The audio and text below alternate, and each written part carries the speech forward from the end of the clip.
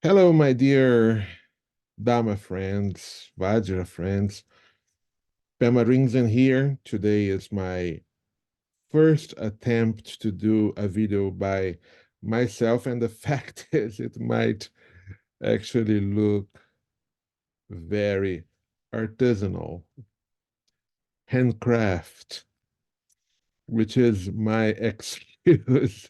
But anyway, it's a video done with a lot of love, and this video was requested by Dorje Art Center. I'm going to put the link on some point here. They have a page in the Instagram, and they approached me with this beautiful tanka of Vajrakīlaya, and they asked, okay, who are each one of those figures in the tanka? And I was very happy to recognize the 12 female and 4 male protectors of the Vajrakīlaya mandala. And right now we are doing Gutor in Pema Össoling. I thought this is the perfect timing. Actually, tomorrow is Gutor. Whenever you see this video, doesn't really matter. But I will share my screen and you guys can look at this beautiful tanka, and we are going to talk about these beautiful and fascinating deities one by one. Just a second. And here we go. As you can see, it's really a beautiful, beautiful tanka made by the Dorje Art Center. And as you can see, the main figure, the central figure, is, of course, our main Idam, Vajrakīlaya, as you can see here, with his 6 arms holding a Vajra of 5 and 9 prongs, and fire of the end of the Ian, and a Katvanga with a Trishul on top and holding a Vajra. And yes, we can talk very much um, about the symbolism of Vajrakīlaya, but today we are going to talk about the secondary figures of the tanka. We are going to talk about the 12 female guardians and the 4 male guardians. And let me see what else. Yeah, perhaps another time we can show the actual mandala, where they are in relationship to the mandala. I think would be very interesting. But let's start here. Vajrakīlaya, as you can see, um, stepping on Mahadeva and Mahadevi. And Zlamatarchi once said, don't take this as he's stepping on Shiva and Parvati. It's not the case. These great gods are representing the whole spectrum of powerful gods, of Ishvaras. And on top of Vajrakīlaya, we have a Garuda and this also beautiful Samanta Badra and Samanta Badri Yabium. But I would like to start our conversation talking about this very, very, very special lady here. This lady is so special, really. She is the boss of the 16 Purba protectors, and her name is Shona. Shona is the one who leads all the other protectors. They have a very beautiful story and I would love to share, but I think I'm going to do it in another video. If you want, please comment if you would like that. And she is dark blue. She has a wolf head and she's holding a skull club, as you can see. And she twirl an iron dagger and she ride a nine-headed iron wolf. You can see here is the club. Here is the dagger, and it's hard to see here, but if you count, those are not shadows of her ride, of her wolf. It's actually a wolf with nine heads. So this is the first one, the Shona. Then after Shona, we have the Shrika. Let me see if I can find Shrika. Shrika, Shrika, Shrika. Where are you, my friend?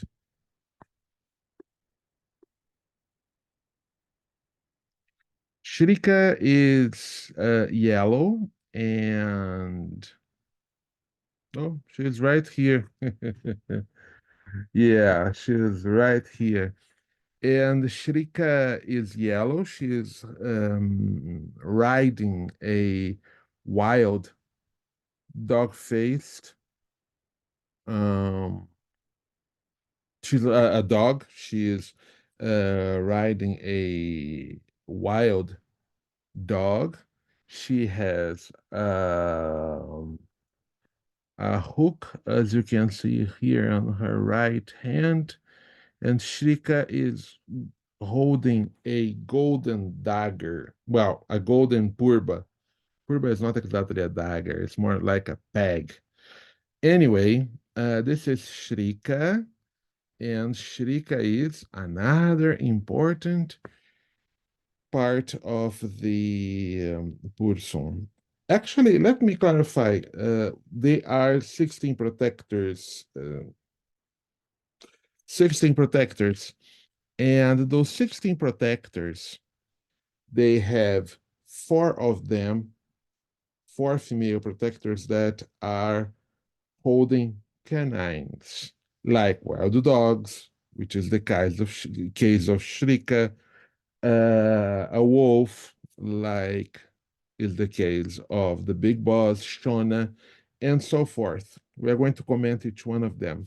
So this is the first group of four. They are four groups making 16. So this is the first group. This is the group that is commanded by Shona, and it's known as the Four Sha Sisters.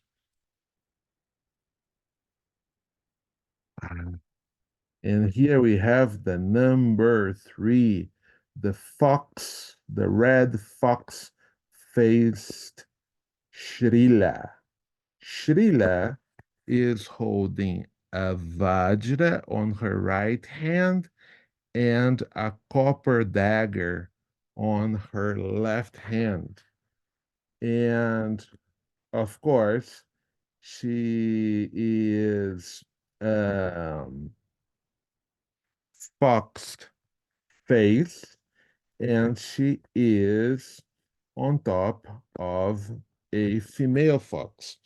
The interesting thing, I don't know based in which text comes this tanka, but Shrila's fox has only three legs.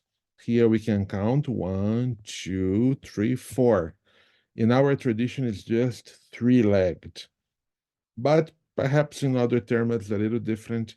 It's and I want to make a little stop here and let you guys know that, in fact, everything I'm saying here, it comes from my teacher, Lamat Harchin Rinpoche. So he is the source Basically, almost everything I learned about Vajrakīlaya comes from Lama Tharchi Rinpoche. And in particular, the tradition from which Lama Tharchin taught us, his tradition, he was a lineage holder of this tradition, is the Dunjong Tersar. And of course, everything I'm going to say is based on the Namchak Putri and the Putragpong revelations of Kyabje Dunjong, Jigdraw Yeshe Dorje. Therefore, the tanka might have some slight differences, so that doesn't make the tanka less interesting or valuable. And let's enjoy each moment of this beautiful tanka because it's not every day that we see this tanka. Okay, a tanka like this with this quality. Okay, now let's look for our next friend. Yeah, here she is. And this is Cuckoo. Cuckoo is on top of a green dog. It's a turquoise dog. A turquoise, a dog made of turquoise. And Cuckoo on the right hand is holding a little human being stick and turquoise purba on her left hand. And or as I already said, she has a dog face and she is on a dog. The interesting thing in the Dungeon Tercer is that we can see here in this painting, but please be very, I request everyone to be very patient because sometimes the traditions are different. In our tradition, this dog has dreadlocks. It's full of dreadlocks. Yeah, this one doesn't show, but doesn't make it less interesting. It's full of dreadlocks, and that's what's important. This is a very beautiful tank, and that's what is important for us. Okay, now, perhaps that is one thing I forgot to say. Perhaps Shrika. I think it's Shrika. Let me look at Shrika, the yellow one. Oh, it doesn't show here, but Shrika's wolf. No, Shrika is not a. It's not a wolf. In her case, she is on.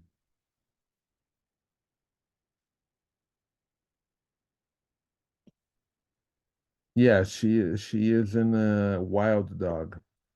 But it's very interesting. This dog, in our tradition, the Dungeon tradition, the dog has 9 tongues.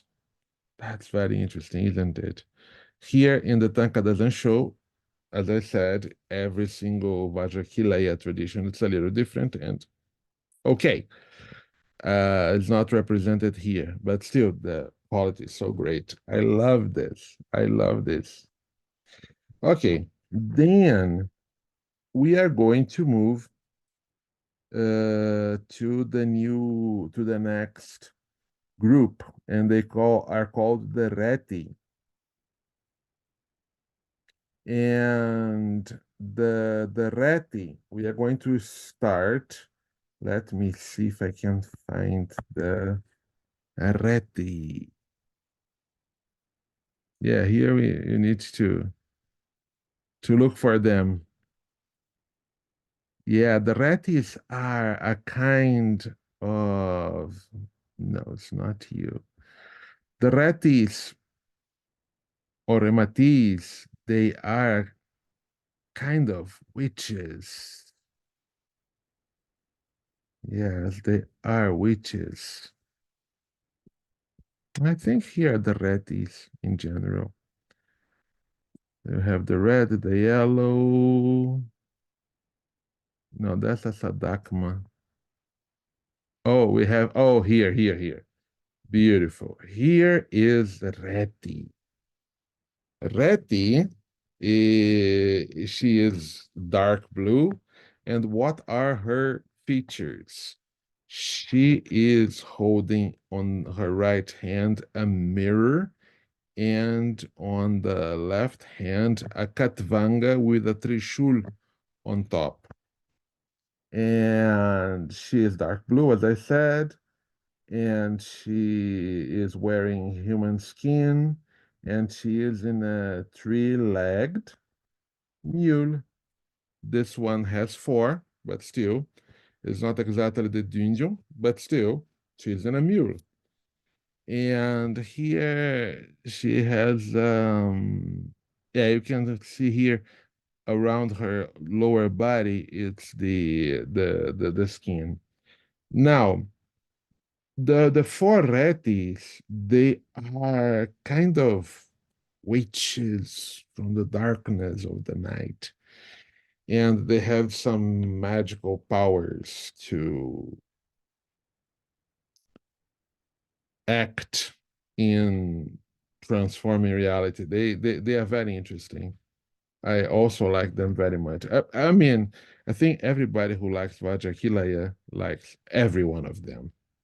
That's natural. But so this is the chief of the Four Retis. Shona, as I said before, the one on the on a wolf, she is the chief of all Purba protectors, and in particular the four Shonas, right? The four protectors with canine faces and rides. Now we're talking about the Reti, and Reti is the chief of the four Retis. Now let me find the yellow one.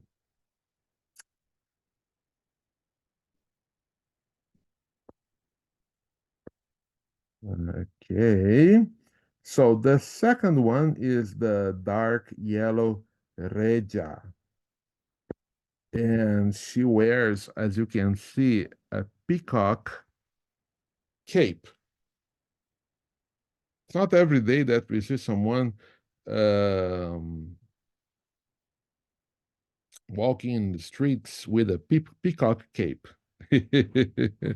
On her right hand, she peacock rainbow cape, by the way. She is holding a scythe, and on the left one, she is holding this turquoise box, and she's writing a dough. Yeah, it's not exactly the doughs we see here in the Santa Cruz Mountains, but if you want to visualize one of the Santa Cruz Mountains dough, I think it's totally fine. And look at the beauty of her cape, her rainbow cape, peacock cape.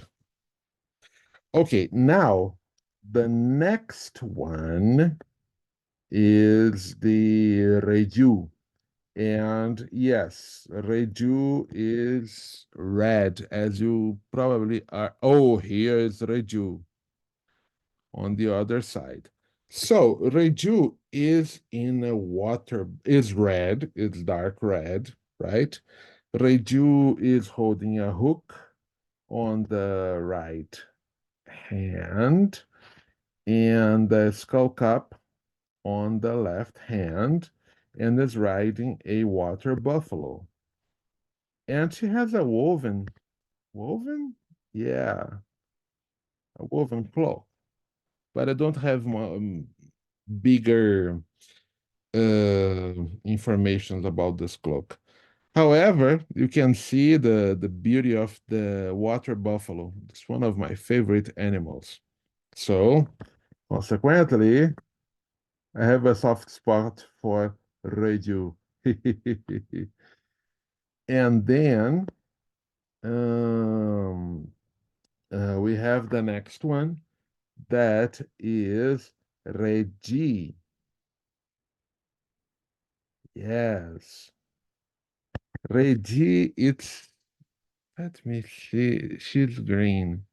No, no, it's not you. Green.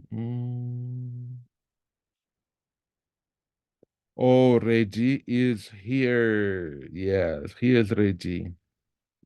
Wonderful. And what are the characteristics of Regi? She is on a camel. She is riding a camel. And she has a wooden tablet on the right hand. And this wooden tablet is it's a very interesting one. If I'm not, what's the name of that in Tibetan? Chudar. No, Trangshin. Yeah, Trangshin. Trangshin, it's a wood tablet where the Du and that are the Maras, and the Shinje or the Yamas, the basically those who takes your those spirits who take your last breath, they write the names of their victims. And on the left hand, she's holding a magic, um, I can call this ball of thread. Okay, doesn't look very threatening, but for a protector, right? Protectors like threatening things. So this doesn't like that threatening. But the fact is, it is. And why? Because thread can make you in a big mess, can get you tight in a big mess. So here it, and remember, they are witches, so they have this tendency to have very unusual instruments, unusual magic instruments. So this one was our friend Reggie, and as I said, she's on top of a camel. And what else can I say about Reggie? I think that's it. No? Now we are going to the Sadakmas. The Sadakmas are again very interesting because they Sa means earth and Dak means owner or lord. Sadakma, uh, landladies, not landlords in this case, landladies. And I think this is the first of the Sadakmas. And her name is Yajin. She wears a black cloak. She holds a hook and a dagger, and she is on what? A dragon, a water dragon. No, a turquoise dragon. Sorry. She's on a what turquoise dragon. However, as you guys know, um, dragons are very much related to water element and to the sky. And we can see here on the right her hook, on the left her turquoise purba. So this is the first of the landladies. And remembering her name is Yajin. Then we have Dejin. Dejin is yellow. Let me see. Oh, here she is. Yeah, here she is. They, oops. Yejin is yellow. She holds a golden lasso on her right hand, and on the left hand, a hedgehog. A hedgehog. This one seems to be holding some bones. Yeah. Another interesting feature about her, she is hiding a macara. If you look, this is a very strange animal with a kind of elephant um, trunk, trunk. But the macara, in accordance to what I understand from Indian art, is actually a crocodile. So everybody who does yoga knows Makarasana, right? It's the asana of the crocodile. So I would say that this is the Tibetan way to represent a crocodile. And but still, we can just call Makara. No contradiction. So the next one should be a red one. So let's look. Oh, Sejin. Yes, yes. Sejin is one of the really unexpected ones because Sejin is holding on the right hand a uh,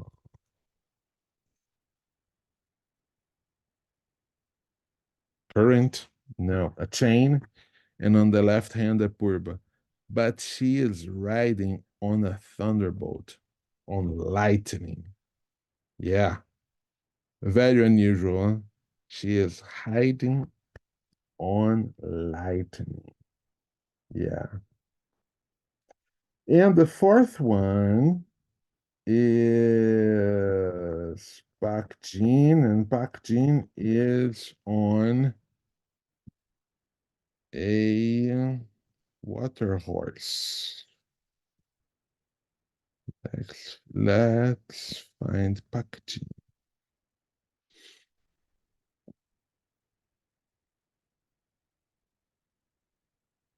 Mhm.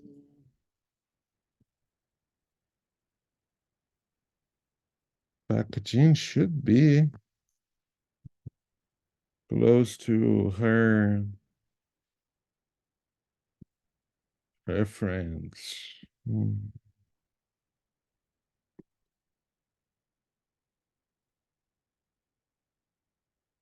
Hmm. Yeah, she's green. Ah, okay. Here she is. Yeah, I was not expecting packaging to be up here, but that's totally fine. So, talking about packaging, she is holding a bell and a dagger. Um, this is not exactly what I would call a water horse. No, I would not call this is not what I normally in Western terms would call a water horse, but I actually don't know what is the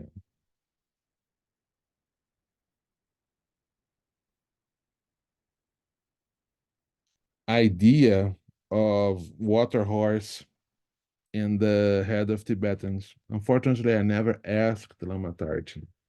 Is a water horse like those that we find in aquariums or a horse made of water? I don't know. I really don't know. I should have asked my teacher. But still, you can see here, she's green and she's on a water horse holding her no right hand bell and her purba. Then we are moving to another group, the group of the Four Gings, the four male protectors. And yes, they are different because um, they are male protectors. So far, the 12 we just um, studied, they were female protectors. And now we have the four male ones. Okay, here's the crystal ging. So the first ging is the crystal ging. He is holding a crystal blade. He is on how is this called? A lion, snow lion, and he's holding a crystal purba. Everyone who came to a Drupchin in Pemao Shaolin knows very well the dance of the Gings at the end of the each day of the Drupchin. And you are going to recognize this head um, ornament and how this red ornament is related to the Gings we have, right? Okay. So this is the crystal ging or white conch ging.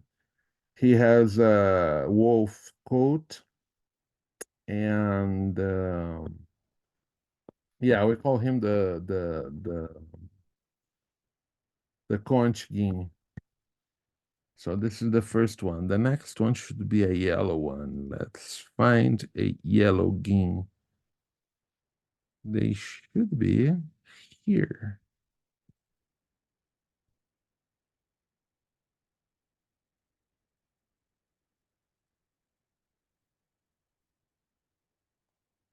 Mm. Oh no, no, it's actually a dark blue ging. Yeah, he's holding a sword and an iron dagger. So should not be you. A sword and an iron dagger. Yeah, so this is the next ging. He's the dark blue iron ging. So he's made of iron. You see? If you guys did the remember the kanwa of Putri Rekpun, you probably remember that there is the one born from the conch, the one born from the iron. This is the iron ging, the one made of iron, who's born from the iron. And let me see, he's on top of an iron wolf. A little green, this wolf, but still, it's an iron wolf because he is the one born from the iron. And probably remember there is the one born from the from the copper, and that's the next one, the copper game. And here we have him. He is, of course, on top of a fire horse. He has a copper blade and a copper dagger. So copper blade, copper dagger, and he is on a fire horse because fire element, right? The dark red green Ging with his powerful armor. And who is the last of the four Gings? This one has it has a interesting name, Tika. Yeah, Tika. He wears a sharp um an armor made of iron. He has a curved blade and a skull cap, and he's on top of a jackal. So here you have the jackal, the curved blade, and the purba. Yeah. So he is the last of the four Gings, completing the four families of four. Four Shona. Let me make this a little smaller so we can see the whole picture.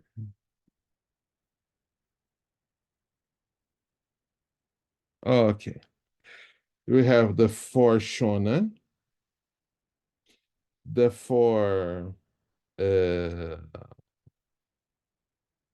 the Four Reti, the Four Sadakas, and the Four Gings, all of them. Now, I come back to myself. So that's the story. That's the story of the. Oop, I'm sorry. The story of the 16 Purba protectors. You have here the beautiful tanka from Dorje Art Center, and I hope you will appreciate this beautiful piece of art and also at the same time representing these transcendent deities of the mandala of Vajrakīlaya. Well, thank you. It was immeasurable pleasure to be here with my Braja brothers and sisters, and hope you enjoy. Thank you.